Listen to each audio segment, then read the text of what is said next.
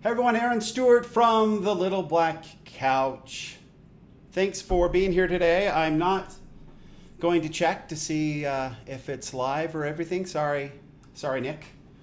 I think that's great advice. I will figure it out how to do it later. But anyway, thanks for joining me. Let's make sure the sound check, testing 1, 2. New mic today, so hopefully it sounds better. It's still going a little high. Testing. That seems to be better. Don't want to blow anybody's ears out. Anyway, thanks for joining me here on the Little Black Couch. I want to jump right in and get started. There's a couple things that we need to talk about, hopefully that are helpful. I think there will be. But let's just jump right in and get going.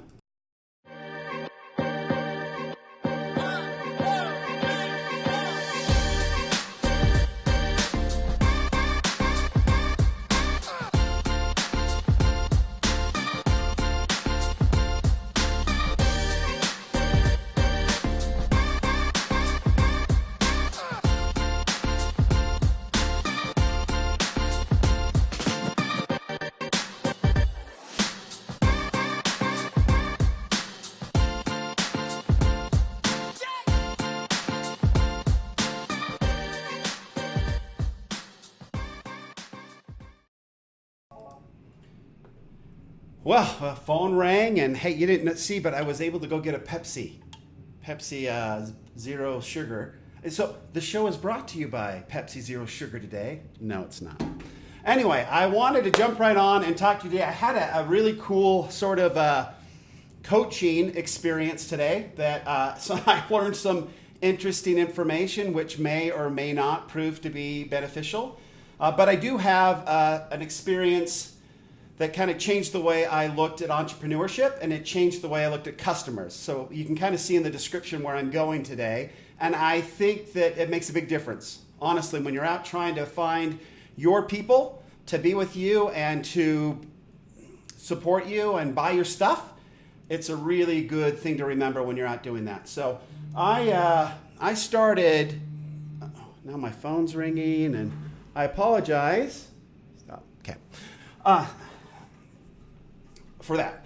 Anyway, so I had a little coaching call today with a mentor of mine, Steve, and he has been helping me sort of get to a better, just understanding my message, and which I appreciate.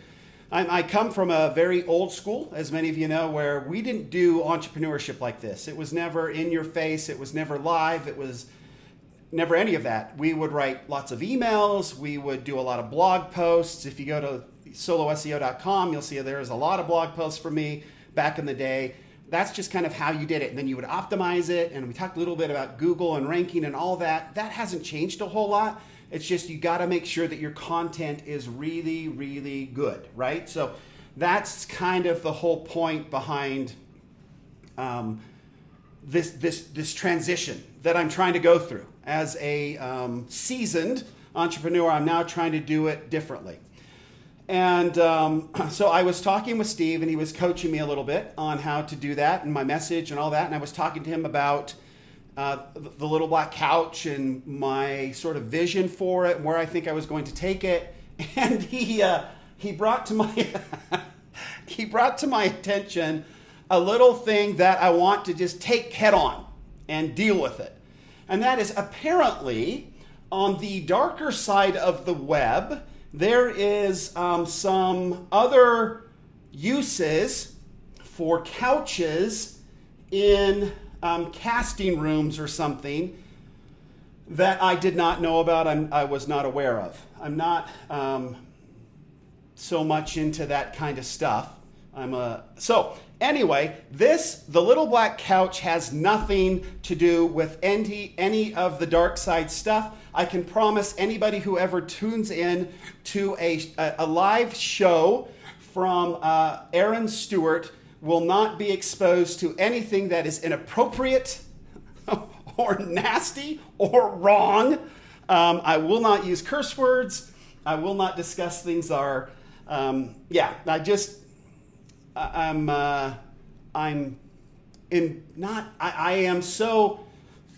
not that kind of guy. So it's never going there. It was never, I had no idea. literally the little, and let's bring him up. Let's bring up Buddy right now, just so we can all kind of get a look. There's Buddy on the little black couch live cam. He's a very unassuming fella. He's been with me for a long time. He has strong opinions, but he's very quiet. And again, if you hear some muttering, it's probably him, but that's it. This guy has been with me for 20 years. He's loyal. He's exactly what I've needed the last 20 years. And so that's where the little black couch came from.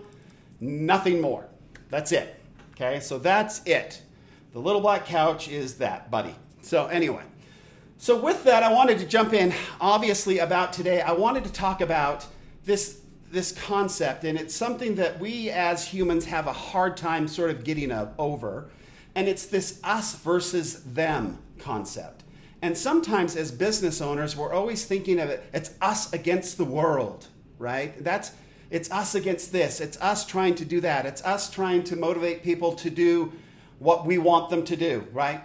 We would like them to purchase our products, and we're now going to try to motivate them and show them that our stuff, our services, our products are more important to them than their money is to them. And then they'll give us their money and they'll take our stuff and everybody will be happy. We'll create a win-win situation for them. But I find that is a much harder situation when we have this concept of us versus them, instead of looking at it as more of a partnership. And I do have a story.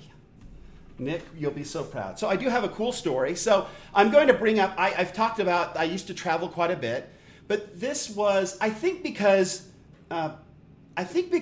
when I was in the Middle East, for whatever reason, it scared me to death that I learned a lot more. There seems to be something about when your emotions are at their peak and you're just on edge, that you learn a lot.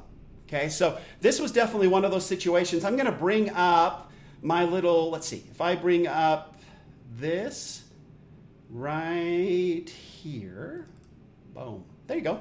So these are some pictures that I have from Pakistan that remind me of Pakistan. I found them online, but this, when I talk about flying Pakistani Air, this is this boy. And there's no jetways. You walk out on the tarmac. Now, when I was there, the tarmac was cement, but the runway was not. It was dirt. Anyway, so, and then you've got, this is pretty typical. When I was driving back to the hotel that first night, this was a pretty typical part of the country. And where we're going to be talking about today actually is a city called Peshawar, which is more towards the Afghanistani border. And so I had gone out there. We had flown out there actually, and I had actually flown out there I flew, but the distributor actually drove. He wouldn't fly. He wouldn't pay for the money, and we weren't going to pay for him. So he drove out there, and I don't know how long a drive it was for him from Lahore to Peshawar, but he drove, I flew, and so I met him out there, and he picked me up from the airport. And the whole idea was, and we'll go back here, so the whole idea was we were going to hop in a car, and we were going to drive out into what was called, they used a lot of different words for it, but like danger zone, and then they used the word like green zone, which didn't seem really good.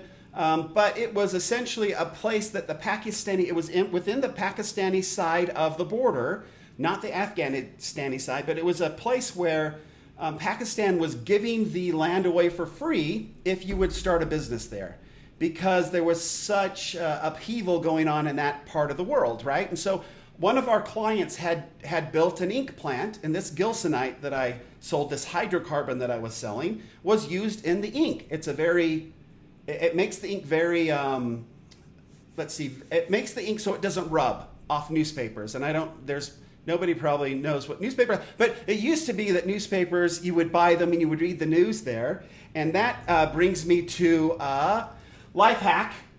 Okay, this is a life hack for everybody watching, okay? Life hack. Do not take your news from TV. Do not watch videos for your news. I don't care if it's Fox News, CNN, I don't care what it is. I have less problem with local news, but definitely national news right now has become so, I used to watch CNN International everywhere I went, and it was super unbiased, and it was just kind of the news, and that was it. But we've lost that, okay? So if you want to learn about the world, and you want to do it and approach it from your perspective, the only way to really do that, so your mind is still working, analytically and processing it properly from your own lens, is to read it. Read the news. Okay, so if you want to learn about something, go read it. Don't sit and watch to a talking head speak to you through their bias and try to convince you of the way they may try to think that they're doing something that's not political or related. It just doesn't work. We as humans just aren't very good at that, especially not anymore. So read your news, process it the way you want to take it, and actually learn from it instead of being manipulated by some talking head. Okay? We're done. Okay. We're back. Life hack. So yeah, anyway, back to the newspapers. That came out of nowhere. So back to the newspapers, this ink, this Gilsonite would go in there and it'd make it so the ink wouldn't rub off. And that was always the sign of an expensive paper. You knew you had it, like the Wall Street Journal wouldn't rub off, but the local paper would rub off. The National Enquirer was a disaster. It would rub off like crazy. And so you could kind of tell the quality of the paper by the ink that was on it. And so Gilsonite was a very cheap way to make your paper appear expensive. Because when you put Gilsonite in ink, it wouldn't rub. Okay, so there you go. So anybody who's looking for something, ink that doesn't rub, put some Gilsonite in it. But anyway, so we had this ink company that was a client, and a pretty decent client actually for Pakistan. And so we had decided to go out and visit this client. Well, they didn't really tell me what that was all about, but I got into this car that he had driven out, which was part of the reason that he did have to drive instead of fly, as we needed the car. So I got in his car, no IC, I mentioned that before, and we started driving. And from Peshawar, if you look up on a map to the Afghanistani border, there's quite a bit of area. But this, what I know now is really a no man's land, is where we were going. They had built this big factory because they could get the land for free. And they were producing ink out there. The problem was that it was 126 degrees, and we are going to have to drive through an Afghanistani refugee camp. And the Afghanistanis didn't really find Americans too, I don't know, appetizing is probably the wrong word, but they weren't our friends, right? And so as we started to approach this Afghanistani refugee camp, the distributor asked me to get in the back seat and pull a blanket over my head, which was furry. I don't know if it was camel skin or what kind of skin it was, but it was skin, and it smelled horrible, and it was already 126 degrees, and it was stifling. So I was on the floor in the back seat. I was on the floor behind the front seats as low as I could go with this blanket over me, so just in case some of those that were on the road, on their horses and in their little carts and things, wouldn't look in and see Mr. Paleface, Blue-Eye Paleface, and drag me out. And I don't know what they do with you when they drag you out. I didn't want to find out. So we drove on through. So I was a little on edge, a little bit. Didn't really find, he kind of sprung this on me. I wasn't really thrilled with it.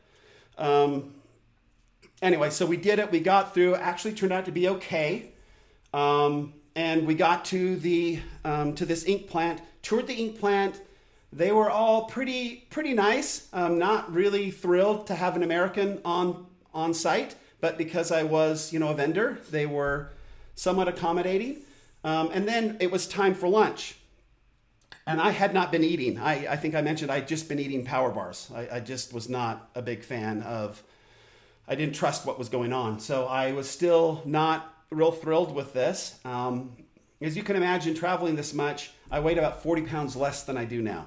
I love pizza. But anyway, so I was sitting there kind of worried about lunch. They were going to go eat in like this little makeshift cafeteria. And one of the workers there kind of realized this. And so he went and talked to the manager, and the manager said, "Yeah, knock yourself out." So he actually came up to me in really nice English, asked me if I would, have lunch with him. And I'm like, okay. I mean, it's really nice. I felt very, very, I don't know, just really comfortable with him. He had been nice the whole tour. Excellent. So I was like, yeah, okay. So we walked out. We got in his car, and I used the word, it was barely a car. I had to hold the doors shut. It was very loud and noisy and put off a lot of smoke. But we drove to his little hut. It was about half a mile away, and it was hand-built, little mud hut. And we pulled in, and he walked me inside, and we got inside. He had there was a little like a stove thing that he started up, and he began to, warm it up, and he asked me to come sit down. And I sat down, and I think he sensed some real apprehension in me. And I was a little terrified. After the morning of getting there and the whole thing, I had some experiences in the hotel the night before that were not good with the armed guards. And so I was just a little on edge. And he kind of looked at me and he told me, just like this, "You're safe here. You're safe here." And I knew he was right. And I knew instantly that he would, whatever came about, because I was a guest in his home, that I was going to be okay, that he would take care of everything. And we had actually a nice lunch. He made sort of this like this like a thick tortilla type bread and with some meat on it. It was actually really good. It reminded me of my grandpa's stew that he used to make back home. And we had a nice time and talked. And I realized that some of my apprehension and some of my negativity about being there was this whole me versus them. And I realized it was just us. And that's the last time I saw this guy. And the last time I talked to him, he took me back and we kind of finished the tour. I probably left 30 minutes after we got back. But that has changed things for me. We are all really cut from the same cloth. We are all just out here trying to find happiness and trying to live good lives. And some of us are doing it better than others, and some of us are struggling a little bit. But ultimately, if we can see our customers as just us, and we can treat them as us, and we can treat them as people that matter, they're not just a dollar bill. They're not just a way to pay the bills, but they're people that are out there with real emotions and real feelings and just trying to eke out a life that's happy and joyful. And then I think it changes us. And as entrepreneurs, when we're changed and we can think of others as us, then I think that our creativity goes through the roof because we care more. And we want to solve problems a little bit better and a little more deeply and create solutions that make a difference because we really care about the people that we're trying to serve and the problems that we're trying to solve, because we realize when it solves problems for people that we care about, those are better solutions, if that makes some sense. So from Peshawar, Pakistan, that's what I learned. That changed the rest of the trip for me. All the clients that we saw after, everything. I actually had the AK-47 to the back of my head before that time, but it changed everything for me, and I had a lot of fun for the rest of that trip, and I met a lot of really great people, and I realized that we're all just brothers and sisters down here, and there's just not a whole lot different between me and this little person, this little guy who shared his home with me in a meal and made me feel safe in a very unsafe part of the world. So that was a cool experience. And hopefully, I guess I really want everyone to kind of realize, think about who your clients are. And I know we talk about avatars and we try to get into, how old are they and this and that and the other. To do this right, it's got to go beyond just an avatar. It's got to be somebody that has feelings. And if we get to a point where it's us and not just us versus them, then that will change it. That will change a lot for you as an entrepreneur, me as an entrepreneur, and as business owners and all that. So hopefully that helps somebody out there. It definitely helped me, and it made me into a better entrepreneur. It will make you into a better entrepreneur as well. So thanks for joining me today. I appreciate it. Please always remember that entrepreneurs change the world. Right there. So thanks. Until next time, we'll see ya. Bye.